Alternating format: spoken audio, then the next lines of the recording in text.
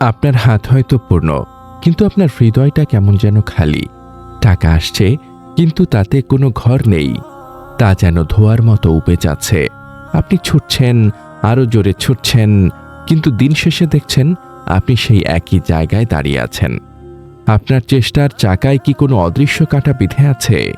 আপনার রিজিকের সেই ঝর্ণাধারা যা আপনার কাছে পৌঁছানোর কথা, তার মুখে কি কোনো পাথর এসে পথ আটকেছে?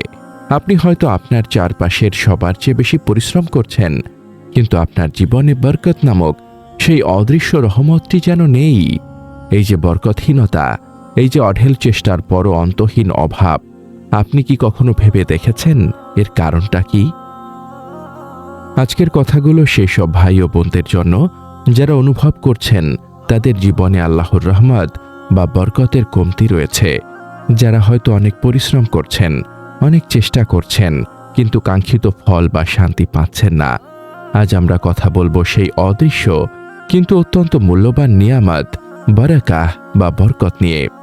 আমরা জানার চেষ্টা করব বারাকা আসলে কি, কেন এটা আমাদের জীবন থেকে কমে যায় বা উঠে যায়, কোন পাপগুলো, কোন অভ্যাসগুলো আমাদের বরকত নষ্ট করে দেয়, আর সবচেয়ে গুরুত্বপূর্ণ, কোরআন ও সুন্নাহর আলোকে আমরা সেই পথগুলো খুঁজব যার মাধ্যমে আমরা আমাদের সময়, সম্পদ, পরিবার এবং জীবনের প্রতিটি ক্ষেত্রে আল্লাহর সেই হারানো বরকত আবার ফিরিয়ে আনতে পারি ইনশাআল্লাহ। আপনার ঈমানি জীবনকে আরও সমৃদ্ধ করতে চান? আমাদের ব্লগে পড়ুন অনুপ্রেরণামূলক প্রবন্ধ, শুনুন হৃদয় ছোঁয়া অডিও এবং আপনার জীবনের প্রতিটি প্রশ্নের ইসলামিক সমাধান খুঁজে নিন। আজই ভিজিট করুন আমাদের ওয়েবসাইট www.ummahkonth.com। বারাকাহ এই আরবি শব্দটির অর্থ ব্যাপক। এর মানে শুধু বৃদ্ধি নয়, বরং এর অর্থ হল আল্লাহর পক্ষ থেকে আসা কল্যাণ, প্রবৃদ্ধি, আধিক্য এবং স্থায়িত্ব, যা কোনো কিছুতে যুক্ত হয়। বারাকাহ মানে হল অল্প জিনিসে বেশি উপকার পাওয়া, অল্প সময়ে বেশি কাজ করতে পারা, অল্প সম্পদে পরিতৃপ্ত থাকা, সম্পর্কের মধ্যে গভীরতা ও শান্তি খুঁজে পাওয়া। বারাকা হলো আল্লাহর পক্ষ থেকে এক বিশেষ টাচ বা স্পর্শ, যা কোনো কিছুর পরিমাণকে নয়, বরং তার গুণগত মান এবং কার্যকারিতাকে বহু গুণে বাড়িয়ে দেয়।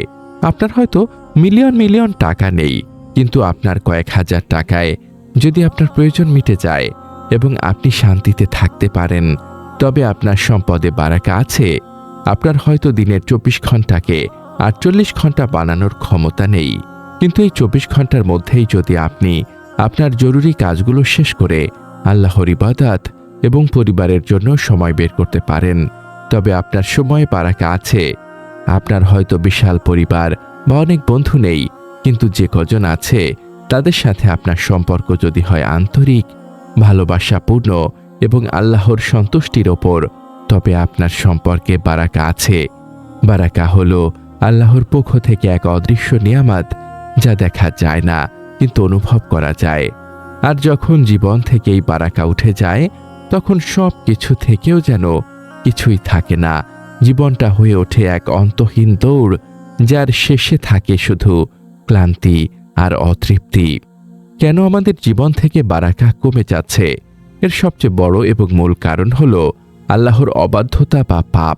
যখন আমরা আল্লাহর আদেশ অমান্য করি, তার নিষেধ করা কাজে লিপ্ত হই, তখন আমরা প্রকারান্তরে আল্লাহর রহমতকেই নিজেদের ওপর থেকে সরিয়ে দেই। পাপ হলো আগুনের মতো, যা বরকতের ফসলকে পুড়িয়ে দেয়। আল্লাহ তাআলা পবিত্র কোরআনে পূর্ববর্তী জাতিদের উদাহরণ দিয়ে বলেছেন, তারা যখন আল্লাহর নিয়ামতের শুকরিয়া আদায় না করে পাপাচারে লিপ্ত হয়েছিল, তখন আল্লাহ তাদের কাছ থেকে বরকত তুলে নিয়েছিলেন এবং তাদের ওপর আযাব পাঠিয়েছিলেন। যেমন সূরা সাবা 15-17। রাসূলুল্লাহ সাল্লাল্লাহু আলাইহি ওয়াসাল্লাম আমাদেরকে এক ভয়ঙ্কর সতর্কবাণী শুনিয়েছেন। তিনি বলেছেন, নিশ্চয়ই বান্দা কোনো পাপের কারণে তার জন্য নির্ধারিত রিজিক থেকে বঞ্চিত হয়। মুসনাদে আহমদ 22,387, সনদ হাসান। একবার ভাবুন, যে রিজিকটি আপনার জন্য লাউহে মাহফুজে লেখা হয়ে গিয়েছিল, তা আপনার কোনো একটি পাপের কারণে আটকে গেল। বিশেষ করে যে পাপগুলো বরকত নষ্ট করার জন্য দায়ী। 1. হারাম উপার্জন। সুদ, ঘুষ, ভেজাল, ওজনে কম দেওয়া, অন্যের সম্পদ আত্মসাৎ করা, এই হারাম অর্থ হয়তো আপনার টাকার পরিমাণ বাড়াতে পারে, কিন্তু তা থেকে বারাকাহ সম্পূর্ণভাবে মুছে যায়। রাসূলুল্লাহ সাল্লাল্লাহু আলাইহি ওয়াসাল্লাম বলেছেন, সুদ যদিও বৃদ্ধি পায় রাসূলুল্লাহ সাল্লাল্লাহু আলাইহি ওয়াসাল্লাম বলেছেন, সুদ যদিও বৃদ্ধি পায় কিন্তু তার শেষ পরিণতি হয় কমতি। মুসনাদে আহমদ 3754, সনদ হাসান। হারাম টাকায় কেনা খাবার খেয়ে ইবাদত কবুল হয় না, দোয়া কবুল হয় না, অন্তরে শান্তি আসে না। 2, যাকাত আদায় না করা। যাকাত সম্পদকে পবিত্র করে এবং তাতে বারাকাহ দান করে। যারা যাকাত দেয় না তারা শুধু আল্লাহর হকই নষ্ট করে না, বরং নিজেদের সম্পদ থেকে বরকত তুলে নেন। 3, মিথ্যা ও প্রতারণা, বিশেষ করে ব্যবসার ক্ষেত্রে। রাসূলুল্লাহ সাল্লাল্লাহু আলাইহি ওয়াসাল্লাম বলেছেন, ক্রেতা বিক্রেতা যদি সত্যি বলে এবং পণ্যের দোষগুণ বর্ণনা করে তবে তাদের বেচাকেনায় বরকত দেওয়া হয়, আর যদি তারা মিথ্যা বলে এবং দোষ গোপন করে তবে তাদের বেচাকেনায় বরকত নষ্ট করে দেওয়া হয়। সহিহ আল বুখারী 2079। 4, সময়ের অপচয় করা এবং আল্লাহর স্মরণ থেকে গাফেল থাকা। রাসূল সাল্লাল্লাহু আলাইহি ওয়াসাল্লাম দোয়া করেছেন, হে আল্লাহ, আমার উম্মতের জন্য তার ভোরের সময় বরকত দান করুন। সুনানে আবি দাউদ 2606। সহিহ। যে ব্যক্তি ফজরের সলাত ত্যাগ করে সকালের বরকতময় সময়টা ঘুমিয়ে কাটায় তার সারাদিন থেকে বরকত উঠে যায়। 5, অকৃতজ্ঞতা বা আল্লাহর নিয়ামত পেয়েও শুকরিয়া আদায় না করা, বরং সব সময় নেই নেই অভিযোগ করা, এটাও বরকত কমে যাওয়ার অন্যতম কারণ। 6, আত্মীয়তার সম্পর্ক ছিন্ন করা। রাসূল সাল্লাল্লাহু আলাইহি ওয়াসাল্লাম বলেছেন, যে ব্যক্তি চায় যে তার রিজিক প্রশস্ত হোক এবং তার আয়ু বৃদ্ধি পাক, সে যেন তার আত্মীয়তার সম্পর্ক রক্ষা করে। সহিহ আল বুখারী 2067। যারা আত্মীয়তার সম্পর্ক ছিন্ন করে তাদের রিজিক ও আয়ু থেকে বরকত তুলে নেওয়া হয়। তাহলে কিভাবে আমরা আমাদের জীবনে সেই হারানো বারাকা ফিরিয়ে আনতে পারি?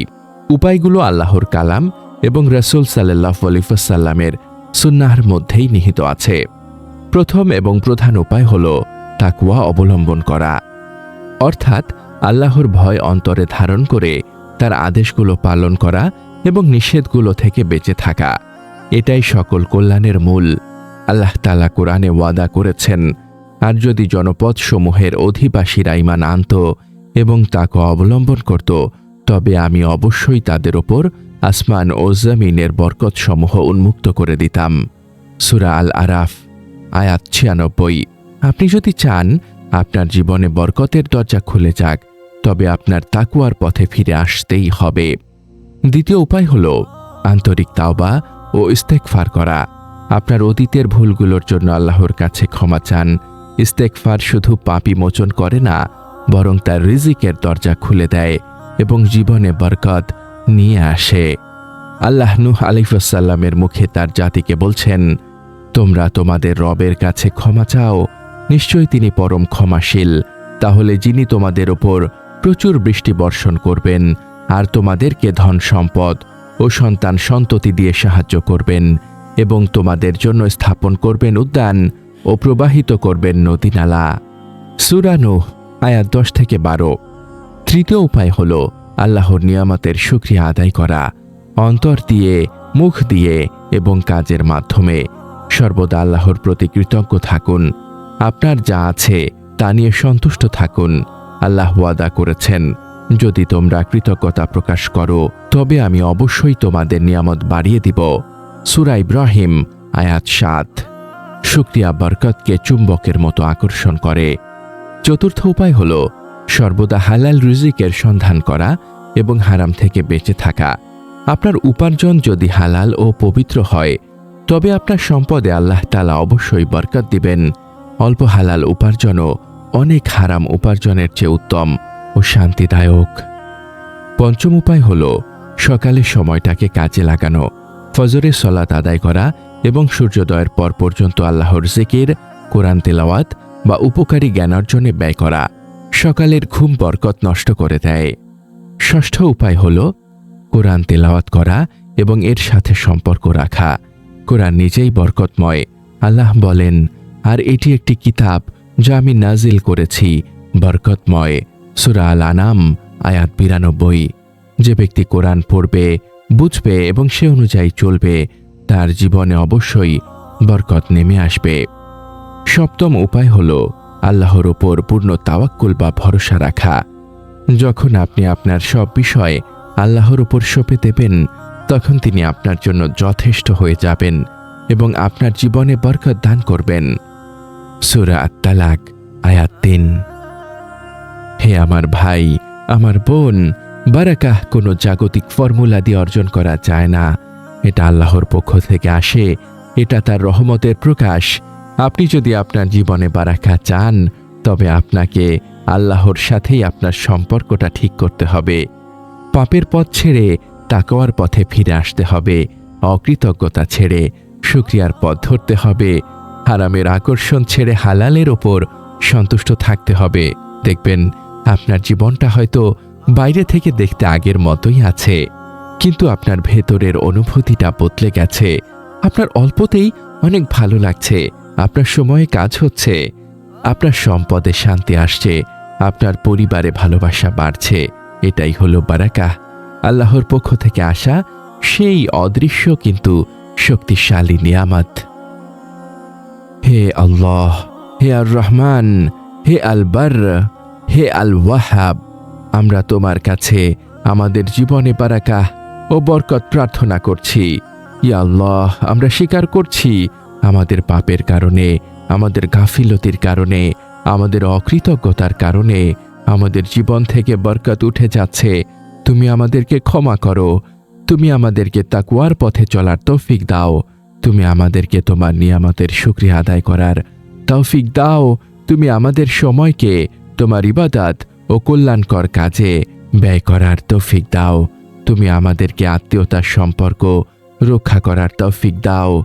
হে রব, তুমি আমাদের সময়ে বরকত দাও, আমাদের সম্পদে বরকত দাও, আমাদের স্বাস্থ্যে বরকত দাও, আমাদের জ্ঞানে বরকত দাও, আমাদের পরিবারে বরকত দাও।